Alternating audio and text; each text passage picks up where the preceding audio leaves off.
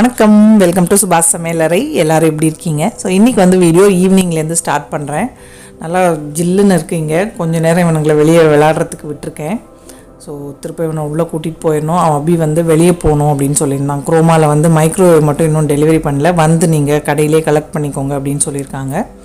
So அதனால் அவன் போகிறதுக்கு முன்னாடி, ஏன்னா 2 பேரும் கொடுக்கணும் படியில் இறங்கி ஓடிடுவானுங்க. அதனால் 2 பேர் இருந்தால் தான் சமாளிக்க முடியும்.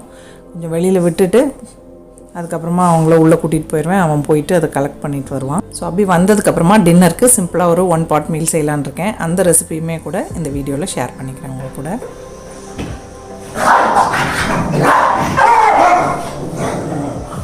சிட்டு பொறாமல் பிடிச்ச பையன். அவனுக்கு வந்து அவன் தான் எல்லாம் இது பண்ணணும், ஸ்டெட் எதுக்குமே போகக்கூடாதுன்னு என்ன ஒரு கோவம் பாருங்களேன். எப்பயாவது ரேராக இந்த மாதிரி செம்மையாக சண்டை போடுவானுங்க.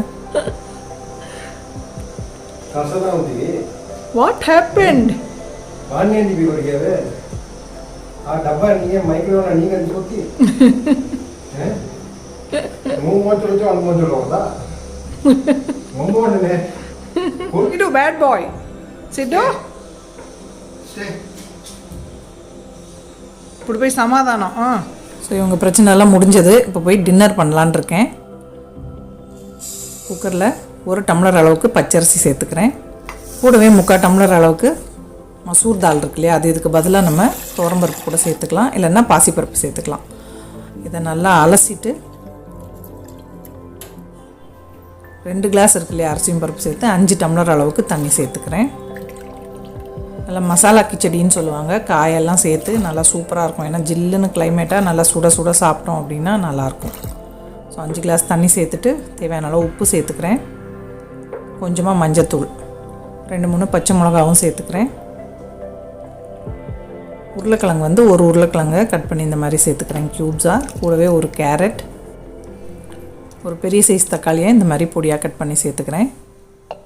கொஞ்சமாக காலிஃப்ளவர், பட்டாணி இருந்ததுன்னா அது கூட சேர்த்துக்கலாம். மூடி போட்டுட்டு விசில் போட்டுடலாம். பருப்புங்கிறனால நிறைய தெரிக்கும், அதனால டிஷ்யூ போட்டிருக்கேன். 4லேருந்து 5 விசில் வச்சு எடுத்துட்டோம் அப்படின்னா நல்லா குழைவாக வெந்துடும். அதுக்கப்புறமா நம்ம தாளிச்சிக்கலாம். ஒரு 5 விசில் வரைக்கும் விட்டு எடுத்திருக்கேன். ஸ்டீம் போனதுக்கப்புறமா திறந்து பார்க்கலாம். அங்கே நல்லா சூப்பராக வெந்திருக்கு. நல்லா கரண்டி வச்சு ஒரு தடவை மிக்ஸ் பண்ணி விட்டுடலாம். கொஞ்சம் குழைவாக இருந்ததுன்னா நல்லாயிருக்கும். இதுக்கு இப்போ தாளிச்சிக்கலாம். இதில் வந்து காலிஃப்ளவர் பக்கோடா பண்ண எண்ணெயை சேர்த்துக்கிறேன். ஒரு 2 டேபிள் ஸ்பூன் எண்ணெய் சேர்த்துருக்கேன். 1 டேபிள் ஸ்பூன் அளவுக்கு நெய் சேர்த்துக்கிறேன். நீங்கள் முழுசாக நெய்யிலே கூட தாளிக்கலாம். சூடானதும் கடுகு, உளுத்தம்பருப்பு, ஜீரகம், கொஞ்சமாக ஓமம், ஒரு பிரிஞ்சி இலை, ஒரு சின்ன துண்டு பட்டை, 2 வரமிளகா. ஸோ இதெல்லாம் நல்லா பொரிஞ்சு வரட்டும். கூடவே 5-6 பல்லு வெள்ளைப்பூடை பொடியாக கட் பண்ணி சேர்த்துக்கிறேன். நல்லா பூண்டு நிறையா சேர்த்தோம் அப்படின்னா வாசனையாக இருக்கும். பூண்டு லைட்டாக ஃப்ரை ஆனதும் கொஞ்சமாக பெருங்காயம் சேர்த்துக்கலாம். கூடவே ஒரு பல்லாரி வெங்காயம் கட் பண்ணி சேர்த்துக்கிறேன். வெங்காயம் லைட்டாக வதக்கிட்டு ஒரு 2 கொத்து கருவேப்பிலை சேர்த்துக்கிறேன். கூடவே கொஞ்சமாக மிளகாத்தூள், ஏற்கனவே நம்ம பச்சை மிளகா வர சேர்த்துருக்கோம். கரம் மசாலா ஒரு 1/2 டீஸ்பூன் அளவுக்கு. மிளகாத்தூள் உங்களுக்கு காரம் எவ்வளோ தேவையோ அந்தளவுக்கு சேர்த்துக்கோங்க. 1 டீஸ்பூன் மல்லித்தூள் சேர்த்துட்டு நல்லா இந்த மசாலாவோட பச்சை வாசனை போகிற அளவுக்கு வதக்கிடலாம். என்கிட்ட வந்து ஸ்ப்ரிங் ஆனியன் இருந்தது, அதனால் ஒரு கைப்பிடி சேர்த்துக்கிறேன். இது ஆப்ஷனல் தான். சேர்த்துட்டு லைட்டாக வதக்கி மட்டும் விட்டுக்கலாம். ரொம்ப வதங்கெல்லாம் வேண்டாம். க்ரீன் ஆனியன் வந்து இது இப்போது நம்ம எடுத்து வச்சுருந்தோம் இல்லையா, அந்த சாதத்தில் சேர்த்துட்டு ஸ்டவ் ஆன் பண்ணி வச்சுக்கலாம். கொஞ்சமாக அந்த பேன்லேயே தண்ணி அலசி ஊற்றிருக்கேன் மசாலாலாம். அந்த அளவுக்கு தண்ணி ஊற்றினா போதும். கிட்டத்தட்ட ஒரு 3/4 டம்ளர் அளவுக்கு தண்ணி சேர்த்துட்டு நல்லா இந்த சாதத்தில் கலந்து விட்டுட்டு சிம்மில் வச்சுருக்கேன் ஸ்டவ்வை. ஒரு 2 நிமிஷம் வச்சு இறக்கிட்டோன்னா சூப்பரான மசாலா கிச்சடி ரெடி. ரொம்ப டேஸ்ட்டாக இருக்கும். ஈஸியாகவும் செஞ்சிடலாம். டிஃபன் பாக்ஸுக்கெலாம் கூட வச்சு கொடுத்தா ரொம்ப நல்லாயிருக்கும். நெய் வந்து கொஞ்சம் தாராளமாகவே சேர்த்துக்கிட்டோம்னா இன்னுமே வாசனையாக இருக்கும். லாஸ்ட்டாக மல்லியில் தூவிட்டு ஆஃப் பண்ணிடலாம். இதுக்கு தொட்டுக்கன்னெலாம் பெருசாக ஒன்றும் தேவைப்படாது. உருளைக்கிழங்கு சிப்ஸோ மிக்சரோ இல்லைன்னா உருளைக்கிழங்கு ஃப்ரை, அப்பளம் எதுனாலுமே சூப்பராக இருக்கும். நான் வந்து இன்றைக்கி மிக்சர் அண்ட் பூண்டு ஊறுகாயோடு சர்வ் பண்ணுறேன். இங்கே வந்து மிக்சர் வாங்கியிருந்தேன். நல்லா பூண்டு வாசனையோட சூப்பராக இருந்தது மிக்சர். அவ்வளோதான். இந்த மழைக்கும் அதுக்கும் சுட சுட சாப்பிட்றதுக்கு சூப்பராக இருந்தது.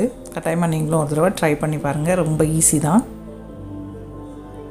அபி வந்து சாப்பிட்டுட்ருக்கான். சாப்பிட்டதுக்கப்புறமா அந்த மைக்ரோவேவை செட் பண்ணணும். பாருங்கள் எப்படி பார்த்துட்ருக்கான் அப்படின்ட்டு. இந்த இடத்துல தான் மைக்ரோவேவ் வைக்க போகிறோம். நான் வீட்டில் வச்சுருக்கேன் இல்லையா, அதே இது தான். பட் இது வந்து டிஜிட்டல் இது, அதனால் ஒரு 1000 rupees ஜாஸ்தி நம்ம வீட்டில் இருக்கிறத விட. அது வந்து மேனுவலாக செட் பண்ணணும். இதில் வந்து டிஜிட்டல் இது இருக்குது, குரோமாவோடது. ஸோ யாருக்காவது தேவைப்பட்டதுன்னா லிங்க்கு டிஸ்கிரிப்ஷனில் தரேன், செக் பண்ணிக்கோங்க. சோலோ மைக்ரோவேவ் தான். இதில் வந்து நம்ம அவன் ஓடிஜி அதெல்லாம் கிடையாது. ரொம்ப பேசிக் இது, சாப்பாடு ஹீட் பண்ணுறதுக்கு மட்டும்தான் இது.